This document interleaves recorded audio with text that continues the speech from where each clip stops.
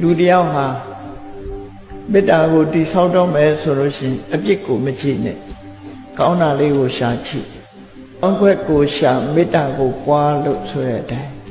ကောင်းတဲ့အကွက်ကလေးကိုကြည့်ပြီးတော့မေတ္တာပွားလိုက်ရလူတိုင်းဟာအဆိုးကြီးမဟုတ်ဘူးအကောင်းတွေရှိတတ်သေးတယ်အဆိုးတွေကိုမေ့ထားလိုက်အကောင်းလေးကိုကြည့်ပြီးမေတ္တာရအောင်သူ့ရဲ့အပေါ်မှာမေတ္တာဓာတ်ဖြစ်အောင်ကိုယ့်ရင်ထဲမှာမေတ္တာပြိုးပါလို့ဆိုလို့သူ့ကိုမေတ္တာပို့တာမဟုတ်ဘူးနော်လူတွေလွဲမှားပြီးတော့မေတ္တာပို့ခိုင်းနေတာပြောတာမဟုတ်ဘူးကိုယ့်ရင်ထဲက